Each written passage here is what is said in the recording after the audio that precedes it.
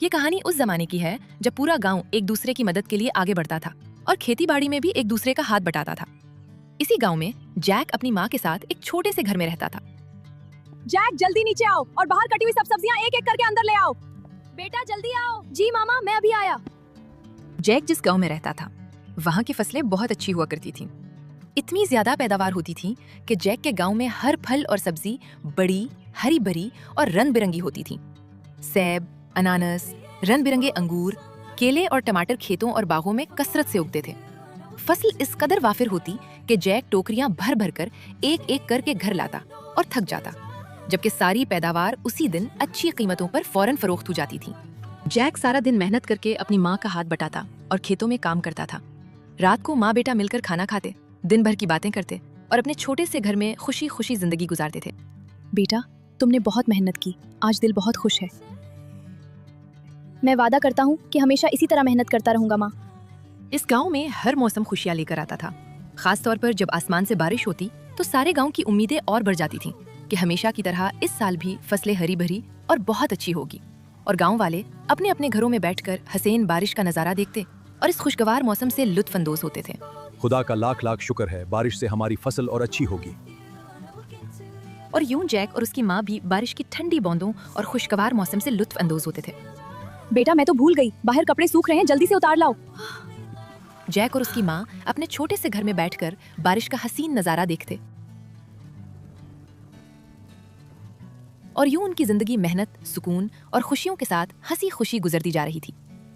मगर गर्मियों का मौसम इस बार बहुत ज्यादा गर्मी लेकर आया और बारिश होने का नाम ही नहीं ले रही थी। आहिस्ता आहिस्ता उनकी फसलें कम से कम तर होती गईं और खेत सूखने लगे। गांव के कुएं का पानी भी आहिस्ता आहिस्ता कम होते होते अपने आखिरी हिस्से तक पहुंच गया। सुनो बच्चों, हमारी इन गर्मियों ने हद कर दी है। हमारे कुएं में बस पानी का आखिरी हिस्सा बचा है और बारिश का कोई आता पता नहीं। गांव वालों की हिम्मत कम होती गई और फिक्रें बढ़ती गईं। इतनी सख्त गर्मी और खुश्क साली की वजह से जैक की एक गाय भी बीमारी का शिकार होकर मर गई, जिससे जैक और उसकी माँ बहुत गमगीन हो गए। माँ, एक बहुत बुरी खबर है। माँ, हमारी एक गाय मर गई है, अब बस सिर्फ एक ही गाय बची है। दुनिया में हम आए हैं तो जीना ही पड़ेगा। जीवन है अगर जहर तो पीना ही पड़ेगा। गिर गिर के मुसीबत में संभलते ही रहेंगे, जल जाए मगर आग पे चलते ही रहेंगे। जैक, हमारे पास अब एक ही गाय बची है, तुम जल्दी से उसे बाजार में बेच आओ ताकि घर का गुजारा हो जाए। जी माँ, मैं अभी गाय को बाजार ले जाता हूँ, उम्मीद है अच्छे दामों बिक जाएगी। गम जिसने दिए हैं वही गम दूर करेगा। दुनिया में हम आए हैं तो जीना ही पड़ेगा। जीवन है अगर जहर तो पीना ही पड़ेगा। जैक अपनी माँ के कहने पर बची हुई एक गाय को लेकर उसे बाजार में बेचने के लिए फौरन रवाना हो गया। गर्मी बहुत शदीद थी, मगर जैक हिम्मत और हौसले के साथ सारा रास्ता चलता रहा। अचानक उसकी नजर एक बहुत ही लंबे कद वाले बुजुर्ग पर पड़ी, जो अपनी लाठी के सहारे आहिस्ता आहिस्ता चलते हुए जैक के रास्ते ही की तरफ आ रहे थे। बेटा, इतनी गर्मी में इस कमजोर गाय को किधर ले जा रहे हो? ये गर्मियों का मौसम इस तरह सफर करने का नहीं है। बाबा जी, मेरी माँ ने मुझे ये गाय बाजार ले जाकर बेचने के लिए भेजा है। हमारे घर में खाने को कुछ नहीं, इसी से घर का गुजारा हो सकेगा।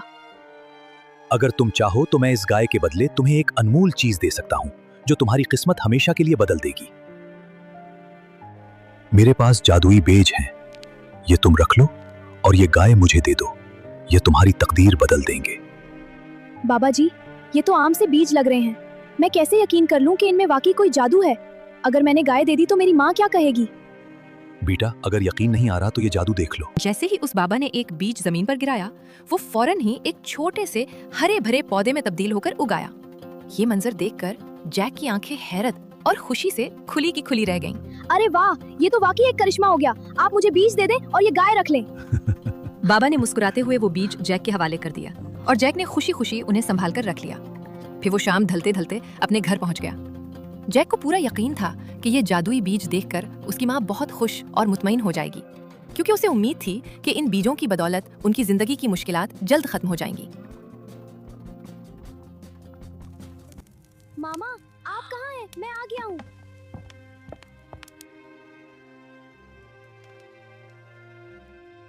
जैक, तुम आ गए? बताओ, गाय का क्या हुआ? क्या उसके अच्छे दाम मिल गए? माँ, मैंने गाय एक बुजुर्ग को दे दी और बदले में ये जादुई बीज ले आया हूँ।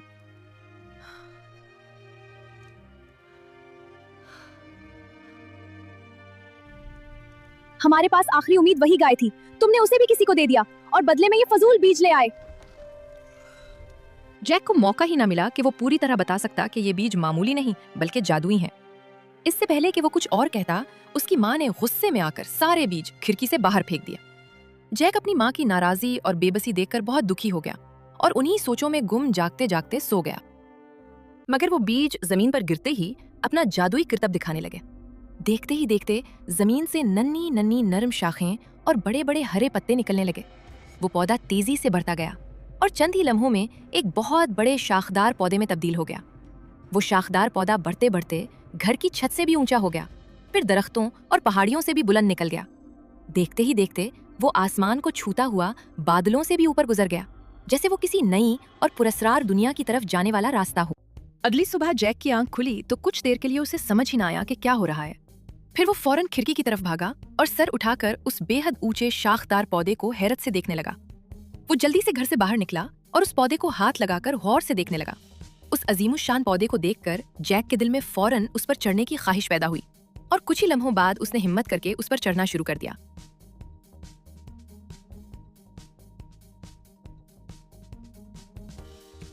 जैक के पास इतनी हिम्मत शायद कुदरत की तरफ से थी। वो इतना पुरजोश हो गया कि उसे एहसास ही ना हुआ और वो ऊपर चढ़ता गया। कुछ ही देर में वो बादलों से भी ऊपर पहुंच गया।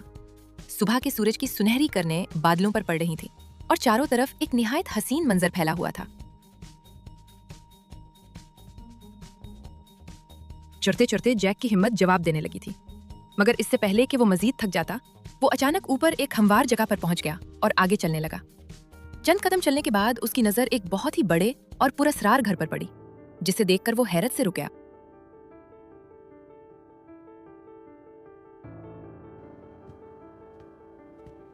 जैक ने दरवाजा जोर जोर से खटखटाया, मगर जब काफी देर तक किसी ने दरवाजा ना खोला तो उसने हल्के से धक्का दिया। दरवाजा आहिस्ता से खुल गया और जैक अंदर दाखिल होकर इधर उधर देखने लगा। वो आहिस्ता आहिस्ता आगे बढ़ता हुआ सीढ़ियां चढ़ने लगा। इस घर में जैक बहुत छोटा दिखाई दे रहा था। ऐसा महसूस हो रहा था जैसे ये घर किसी देव हैकल इंसान का हो।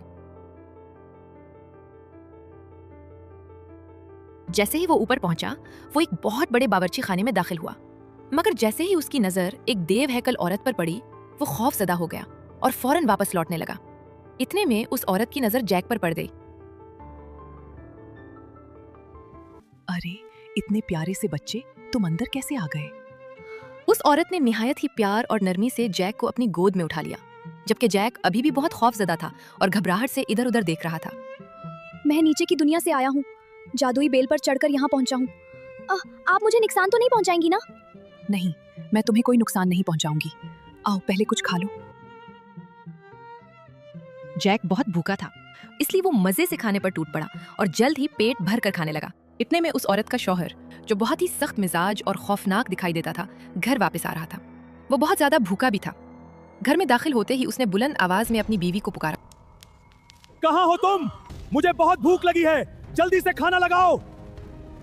वो औरत बहुत घबरा गई और उसने जल्दी से जैक को एक बहुत पुराने तंदूर के अंदर छुपा दिया ताकि उसका शौहर उसे ना देख सके, और फिर वो जल्दी से वापस बावर्ची खाने में जाकर खाना तैयार करने लगी। अरे, आप आज इतनी जल्दी आ गए? खाना तो बस तैयार है। आप खाने की मेज पर बैठ जाएं, मैं अभी लेकर आती हूँ। मुझे यहाँ इंसान की खुशबू क्यों महसूस हो रही है? अरे, यहाँ तो कुछ नहीं है, शायद आपको बहुत भूख लगी है। मैं अभी खाना लाती हूँ। वो खौफनाक देह बहुत भूखा था। उसने ज्यादा ध्यान ना दिया और फौरन खाना खाने बैठ गया। वो बड़ी तेजी से और बेसब्री के साथ खाना खाने लगा। उसकी बीवी बहुत घबराई हुई थी। आपको शायद इस गोश्त की खुशबू आ रही होगी। तुम आज इतनी घबराई हुई क्यों हो? क्या बात है? कुछ नहीं, मैं सुबह से काम कर रही थी, इसलिए थोड़ी थक गई हूँ। उसने जल्दी से गोश्त का एक टुकड़ा उठाया और खाते खाते अपनी बीवी को शक भरी नजरों से देखने लगा।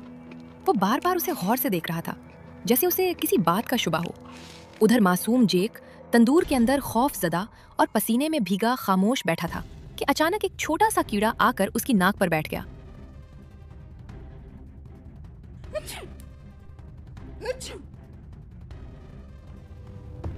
ये किस बच्चे की आवाज है? तुमने घर में किसको छुपा रखा है? कोई नहीं है, ये छींक तो मैंने मारी थी। अब तो उस खौफनाक देव को पूरा यकीन हो गया कि घर में कोई ना कोई जरूर मौजूद है। उसने फौरन खाना छोड़ दिया और एक एक करके दरवाजे खोल खोल कर देखने लगा कि आवाज आखिर कहां से आई है। फिर उस जालिम देव की नजर उसी तंदूर पर पड़ी। उसने जैक को देख लिया और अपने बड़े हाथ से उसे पकड़कर बाहर निकाल लिया। बेचारा जैक बहुत खौफजदा हो गया और घबरा कर देव की तरफ देखने लगा। अगर तुमने इस मासूम बच्चे को जरा भी नुकसान पहुंचाया तो मैं इस सोने के अंडे देने वाली मुर्गी को फौरन मार डालूंगी। खौफनाक देव को अपनी सोने के अंडे देने वाली मुर्गी बहुत अजीज थी। अपनी बीवी की यह धमकी सुनकर वो गुस्से से भर गया। वो तेजी से अपनी बीवी की तरफ बढ़ा और गुस्से में उसे मजबूती से पकड़ लिया, जबकि जैक ये मंजर देखकर मजीद खौफजदा हो गया।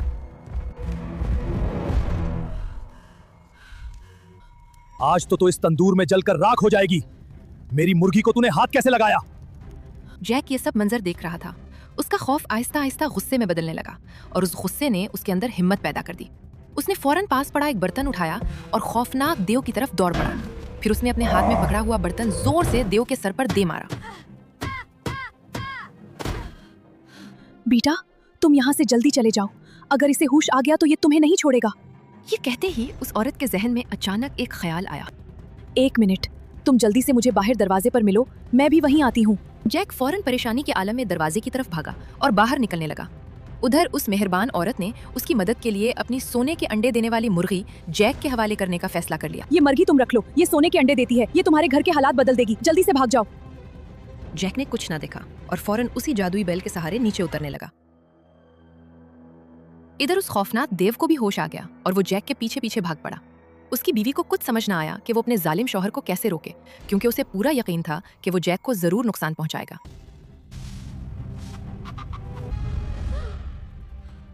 मैं तुझे अभी इसी वक्त अपने हाथ से दबाकर कुचल दूंगा। उसकी बीवी खुद को बेहक मजबूर महसूस करने लगी। आखिरकार उसने एक बहुत बड़ा पत्थर नीचे गिरा दिया, जो जाकर खौफनाक देव के रास्ते में आ गिरा। देव अपना तवाज़ुन बरकरार न रख सका और बहुत नीचे जा गिरा, यहाँ तक कि वो समंदर में जा गिरा और पानी की गहराइयों में गायब हो गया।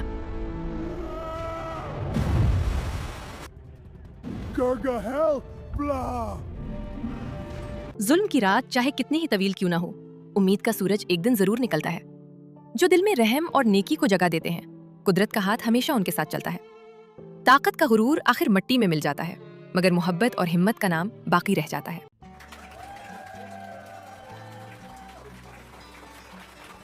अरे कहाँ हो? तुम्हारा बेटा जैक वापस आ गया है। जैक की माँ का रो रो कर बुरा हाल हो गया था और वो अपने बेटे की वापसी की उम्मीद तकरीबन खो बैठी थी। मगर जैक को सलामत वापस देखकर उसकी आंखों से खुशी के आंसू बहने लगे। बेटा, तुम कहाँ चले गए थे? तुम्हारी मामा रो रो कर थक चुकी है। मामा, मुझे माफ कर दें, आप घर चले, मैं आपको सब कुछ बताता हूँ। जैक ने अपनी माँ को सारी बात बताई कि वो जादुई बैल पर चढ़कर एक बहुत बड़े घर में पहुंचा, जहाँ एक मेहरबान औरत ने उसे खाना खिलाया और पनाह दी। मगर उसका जालिम शौहर जैक को नुकसान पहुंचाना चाहता था और आखिर में उसी औरत ने जैक की जान बचाई। मामा, उस औरत ने ये मुर्गी दी है, ये सोने के अंडे देती है।